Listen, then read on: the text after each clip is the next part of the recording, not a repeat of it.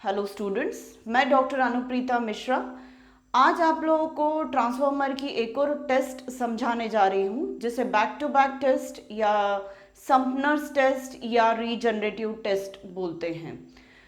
इस टेस्ट का एम क्या है? टेस्ट का एम है ट्रांसफार्मर का मैक्सिमम टेम्परेचर राइज पता चल सके जब ट्रांसफार्मर फुल लोड पर ऑपरेट होता है, मैक्सिमम रेटेड सप्लाई पर और लोड भी फुल अप्लाइड रहता है, तब ट्रांसफार्मर का टेम्परेचर कितना मैक्सिमम राइज होता है।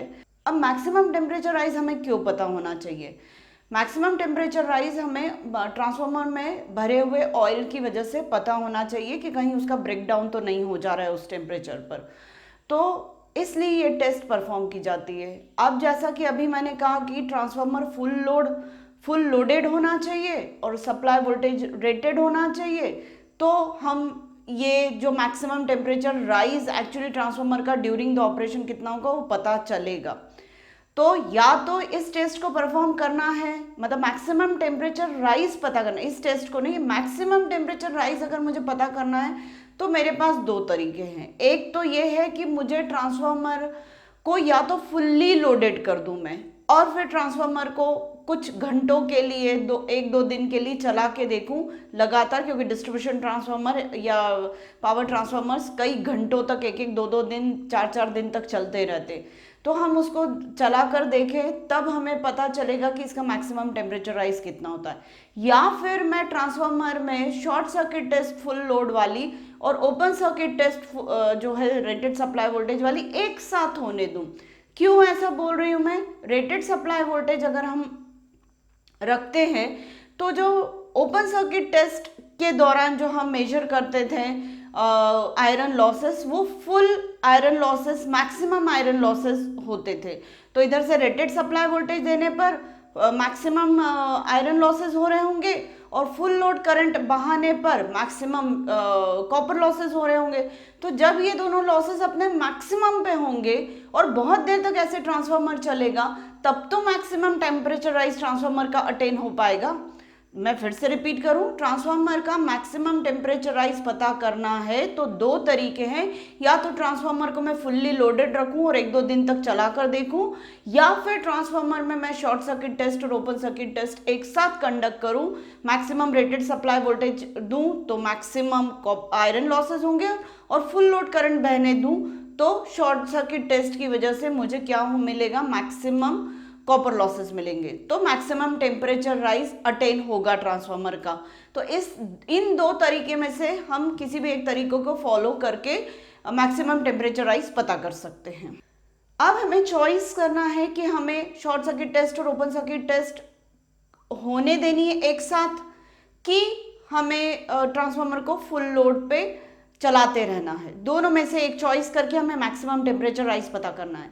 तो जब कम केवी के ट्रांसफार्मर्स होते हैं, छोटे ट्रांसफार्मर्स होते हैं, तो उन ट्रांसफार्मर को फुल लोड पर चलाना डिफिकल्ट नहीं है, क्योंकि फुल लोड उनका जो सूटेबल फुल लोड है वो भी अवेलेबल रहता है सूटेबल वाला, और कॉस्ट भी ज़्यादा नहीं आती है कम केवी के ट्रांसफार्मर्स पे फुल लोड ऑपरेशन करवाने में। तो हम उसका मैक्सिमम टेम्परेचर राइज पता कर सकते हैं। तो वहाँ पे हमें शॉर्ट सर्किट टेस्ट और ओपन सर्किट टेस्ट को एक साथ कंडक्ट करवाने वाला तरीका नहीं अपनाना पड़ता। पर बड़े ट्रांसफार्मर्स जिनका केवीए बहुत हाई रहता है या मेगा वोल्ट एम्पियर उनकी रेटिंग रहती, तो ऐसे बड़े ट्रांसफार्मर्स के लिए सूटेबल फुल लोड नहीं मिल पाता, तो मैक्सिमम टेम्परेचर राइज पता नहीं चल पाता। और दूसरा एस्पेक्ट ये है कि जिसका केवीए रेटिंग या मेगा वोल्ट एम्पियर उसकी रेटिंग है, तो ऐसे ट्रांसफार्मर्स के लिए अगर मुझे सूटेबल फुल लोड मिल भी जाता है तो फुल लोड ऑपरेशन करवाना टेस्टिंग पर्पज से बहुत महंगा पड़ जाता है।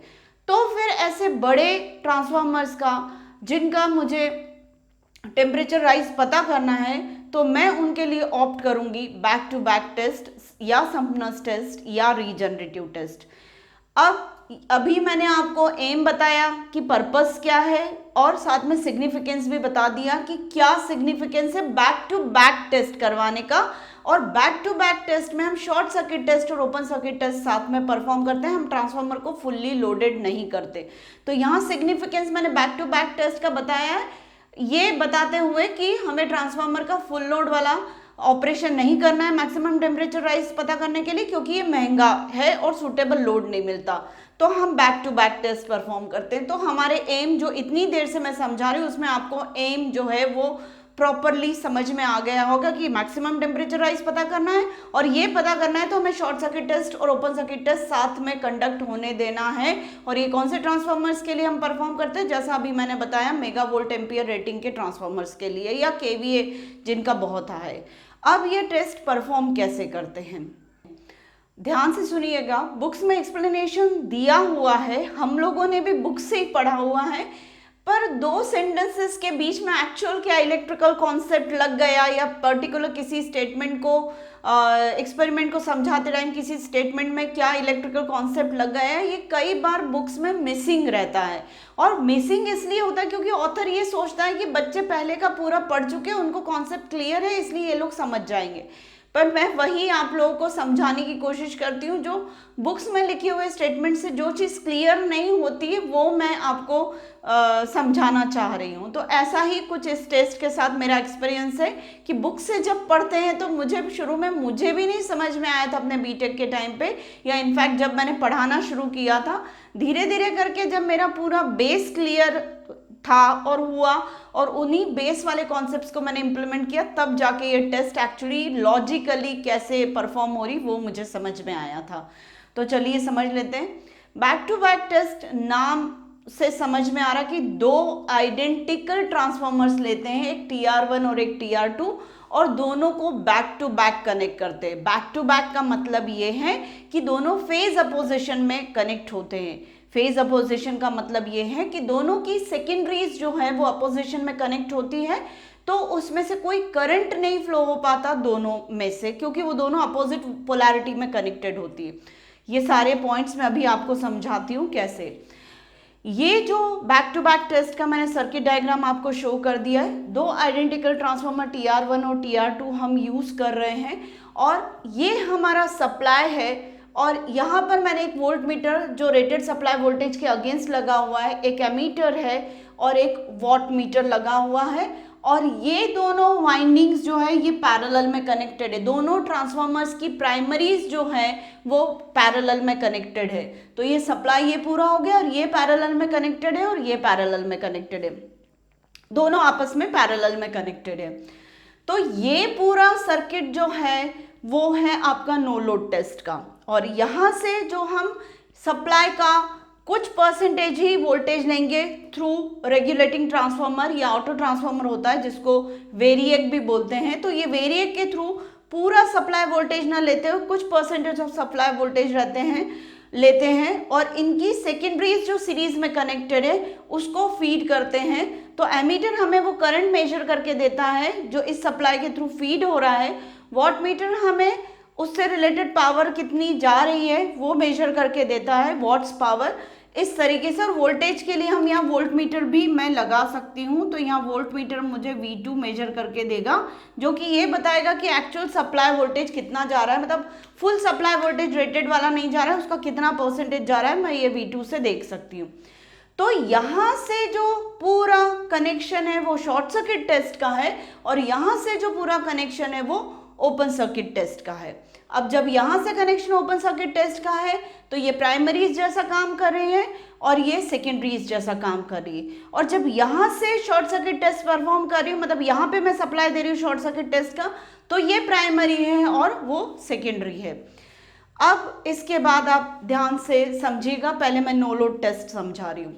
नो लोड टेस्ट का टारगेट क्या है, हमें करंट नहीं बहने देना है। नो लोड का टारगेट क्या है, हमें करंट नहीं बहने देना है। किस में, सेकेंडरी साइड में, मतलब सेकेंडरी कैसे बिहेव करनी चाहिए, ओपन सर्किट जैसा। ठीक है, यहाँ पर मैं सप्लाई जो दे रही हूँ रेटेड सप्लाई वोल्टेज है। अब रेटेड सप्लाई वोल्टेज से जो भी करंट आ रहा है वो एक इधर जा रहा है और एक करंट इधर जा रहा है। दोनों ट्रांसफार्मर्स की जो नो लोड करंट की रिक्वायरमेंट है वो हो रही है पूर्ण, मतलब वो रिक्वायरमेंट सप्लाई से हो रही है। मतलब इसकी रिक्वायरमेंट I0 की है नो लोड करंट की और इसकी भी रिक्वायरमेंट आई नॉट की नो लोड करंट की, तो इसका मतलब यहाँ से कितना करंट बह रहा है 2I0, एक इधर जा रहा है I0, दूसरा I0 वहाँ जा रहा है, तो ये एमीटर हमें क्या मेजर करके दे रहा है 2I0 करंट मेजर करके दे रहा है। ठीक है, अभी जो मैंने कहा कि ये दोनों वाइंडिंग्स जो है वो फेज अपोजिशन में रहेंगी ताकि इसमें से करंट ना बह पाए। तो कैसे फेज अपोजिशन में, एक तो ये कि ये जो यहाँ से सप्लाई है हम जीरो सप्लाई दे रहे हैं, तो ये सर्किट कंप्लीट है। नो लोड टेस्ट परफॉर्म करते टाइम ये स्विच को हम क्लोज कर देंगे और ये जो सप्लाई होगा वो मैं जीरो रखूंगी, मतलब यहाँ से कोई सप्लाई नहीं जाने दूंगी, पर ये सर्किट कंप्लीट होगा। अब सर्किट कंप्लीट होगा फिर भी करंट नहीं बह पा रहा है, मतलब उधर से नो लोड टेस्ट परफॉर्म हो रही है और ये सेकेंडरीज ओपन सर्किट सेकेंडरीज जैसा बिहेव कर रही, तो कैसे? वो ऐसे कि जब हम ये एक्सपेरिमेंट्स के लिए कनेक्शन कर रहे होते हैं तो हमें डॉट्स पे ध्यान देना है। ये दोनों ट्रांसफार्मर के डॉट से मैं करंट अगर एंटर करवा रही हूँ तो सेकेंडरी साइड में एक डॉट से करंट बाहर आना चाहिए और दूसरे डॉट से भी करंट बाहर आना चाहिए, मतलब दो करंट्स जब अपोज में होंगे मतलब जीरो करंट बहेगा, क्योंकि इसमें जो इंड्यूस होने वाला करंट, दोनों ट्रांसफार्मर आइडेंटिकल है, तो इसमें जो ये करंट इंड्यूस होगा और इसमें जो करंट इंड्यूस होगा वो इक्वल मैग्नीट्यूड के होंगे। क्यों इक्वल मैग्नीट्यूड के होंगे? क्योंकि ये भी I0 ले रहा है, ये भी I0 ले रहा है, तो यहाँ पे इंड्यूस होने वाले करंट्स भी कैसे होंगे? इक्वल होंगे। क्यों इंड्यूस होंगे? क्योंकि सर्किट कंप्लीट है, पर करंट फिर भी बह नहीं पाएगा। क्यों? क्योंकि दोनों के जो डॉट से करंट बाहर आ रहा है और दोनों के डॉट्स को अगर मैं कनेक्ट कर दूं तो दो डॉट से करंट बाहर आएगा, तो ये करंट अपोजिशन हो जाएगा। और वो इसलिए हो रहा है क्योंकि ये अगर प्लस पोलैरिटी अटेन कर रहा है और ये प्लस पोलैरिटी अटेन कर रहा है, तो जब मैं ये सर्किट चेक करती हूँ तो मैं A to B जाती हूँ तो मुझे राइज ऑफ वोल्टेज मिलता है, फिर B to C तो मेरा जीरो है और C to D में जाती हूँ तो फिर मुझे ड्रॉप मिलता है। तो एक बार यहाँ पर राइज हो गया फिर ड्रॉप हो गया, मतलब टोटल A और D के बीच में वोल्टेज मुझे कितना मिलेगा? जीरो। पर ये जब हम सर्किट कनेक्शन बनाते हैं तो सबसे पहले हम V2 वोल्टेज चेक कर लेते हैं सेकेंडरीज के कनेक्शन के कारण।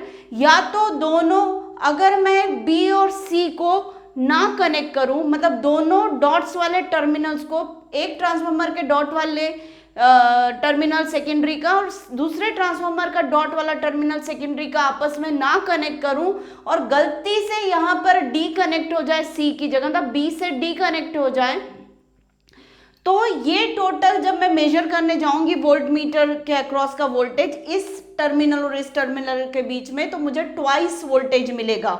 और ट्वाइस वोल्टेज मिलते से ही मैं समझ जाऊंगी कि मैंने कनेक्शन में गलती की हुई है। तो मैं क्या करूंगी? तुरंत फिर C और D को मैं ऑल्टर कर लूंगी। और एक्सपेरिमेंट ये जब भी लैबोरेटरी पे करवाया जाता है तो सबसे पहले ये एक्सपेरिमेंट में हम सेकेंडरीज का कनेक्शन चेक करते हैं कि वो फेज अपोजिशन में है क्या। फेज अपोजिशन के दो तीन मतलब मैंने बताए, एक तो करंट अपोज में फ्लो होना या फिर वोल्टेज राइज देन ड्रॉप, तो टोटल वोल्टेज जीरो, एक बार राइज हुआ फिर ड्रॉप हुआ तो टोटल वोल्टेज इन टर्मिनल्स के अक्रॉस मुझे जीरो मिलेगा। पर इसको चेक करना जरूरी है। चेक कैसे कर रहे हैं हम? वोल्ट मीटर की मदद से। एक बार हमने कनेक्शन करके देख लिया दोनों सेकेंडरीज का सीरीज में, अगर यहाँ पे वोल्टेज हमें डबल मिल रहा है तो हमारा कनेक्शन गलत है, हम यहाँ पर ऑल्टर कर देंगे, एक ट्रांसफार्मर के किसी भी टर्मिनल्स को हम ऑल्टर कर देंगे तो हमें पता चल जाएगा कि यहाँ पे फिर वोल्टेज रीड करेंगे तो जीरो मिलना चाहिए, तब हम नो लोड टेस्ट परफॉर्म कर सकते हैं, मतलब हमारी रिक्वायरमेंट फुलफिल हो गई है नो लोड टेस्ट को परफॉर्म करने की। यहाँ से कोई सप्लाई नहीं दे रहे, स्विच क्लोज्ड है पर सप्लाई नहीं दे रहे हैं, तो यहाँ से कोई करंट फीड नहीं हो रहा है, बस यहाँ से दोनों ट्रांसफार्मर में I0 करंट फीड हो रहा है, तो A to D के बीच में कोई करंट नहीं फ्लो हो पा रहा है, मतलब ये behave as if open circuit. अब इन हालातों में यहाँ से रेटेड सप्लाई की वजह से मैक्सिमम I0 बह रहा है, तो ये वॉट मीटर जो मुझे रीड आउट करके देगा वो इस ट्रांसफार्मर में होने वाले कोर लॉस और इस ट्रांसफार्मर में होने वाले कोर लॉस के टोटल सम को ही रीड आउट करके देगा। और चूंकि दोनों ट्रांसफार्मर आइडेंटिकल है, इसका मतलब ये ट्वाइस ऑफ PI, एक ट्रांसफार्मर का अगर कोर लॉस PI है तो ये ट्वाइस ऑफ PI मुझे मेजर करके देता है। तो इस तरीके से हम नो लोड टेस्ट परफॉर्म करते हैं। अब मैं देखना चाहूंगी कि शॉर्ट सर्किट टेस्ट कैसे परफॉर्म हो रही है। तो अब हम यहाँ पर क्या करेंगे, शॉर्ट सर्किट टेस्ट के लिए यहाँ पर हमने वेरिएक के थ्रू इतना वोल्टेज एडजस्ट करेंगे कि A2 जो है मुझे फुल लोड करंट देने लगे। अब कितना फुल लोड, एक ही ट्रांसफार्मर का full load I2FL, I1FL not 2 1, ये मुझे कितना देने लगे, फुल लोड करंट। क्यों एक ही, यहाँ पे ट्वाइस I0 लिखा, तो यहाँ पे मैं I1FL ही क्यों लिख रही हूँ, ट्वाइस I1FL क्यों नहीं लिख रही हूँ, वो इसलिए कि ये दोनों जो वाइंडिंग है नो लोड टेस्ट की प्राइमरीज, ये दोनों पैरेलल में कनेक्टेड है, तो दोनों में I0 करंट फ्लो हो रहा है। तो यहाँ से एमीटर जो मेजर करके दे रहा है मुझे ट्वाइस I0 मेजर करके दे रहा है। और जिस तरफ से हम शॉर्ट सर्किट टेस्ट परफॉर्म कर रहे हैं, तो दोनों प्राइमरी शॉर्ट सर्किट टेस्ट की प्राइमरीज जो हैं वो दोनों सीरीज में हैं, तो नेचुरली I1FL इसमें से भी बह रहा है, इसमें से भी बह रहा है, तो ट्वाइस I1FL की तो जरूरत ही नहीं है। ठीक, तो दोनों ट्रांसफार्मर में से कितना प्राइमरी करंट सेंड कर रहे हैं हम, फुल लोड करंट हम सेंड कर रहे हैं कम सप्लाई देकर। अब कम सप्लाई देकर तो ठीक है, पर क्या मेरी शॉर्ट सर्किट टेस्ट की प्राइमरीज ये है, सेकेंडरीज क्या मेरी शॉर्ट सर्किटेड है क्या, इसको समझने के लिए आपको डॉट कन्वेंशन वाला कॉन्सेप्ट याद करना पड़ेगा कि एक डॉट से करंट एंटर जब करता है तो दूसरे डॉट से करंट बाहर जाता है। ये कॉन्सेप्ट आपको हमेशा ध्यान रखना पड़ेगा ट्रांसफार्मर का। एक डॉट से करंट एंटर करता है तो दूसरे डॉट से करंट बाहर जाता है।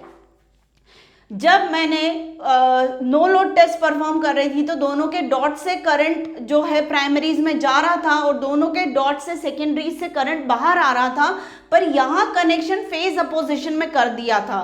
अब जब मैं शॉर्ट सर्किट टेस्ट परफॉर्म कर रही हूँ तो यहाँ से करंट एंटर कर रहा है। मैं शॉर्ट सर्किट टेस्ट के लिए ये सब रब कर देती हूँ, मुझे शॉर्ट सर्किट टेस्ट से रिलेटेड इनको अभी फ्लो होना ही नहीं है। अब क्या हो रहा है, मैं यहाँ से शॉर्ट सर्किट टेस्ट के हिसाब से हम करंट कैसे सेंड कर रहे हैं, ऐसे कितना करंट सेंड कर रहे हैं, I1FL ऐसे फ्लो होगा, ऐसे फ्लो होगा, ऐसे फ्लो होगा और ऐसे फ्लो हो जाएगा। तो यहाँ से I1FL फ्लो हो रहा है, यहाँ से I1FL डॉट से बाहर आ रहा है, तो यहाँ से शॉर्ट सर्किट I2FL करंट बाहर आएगा, अंदर जाएगा।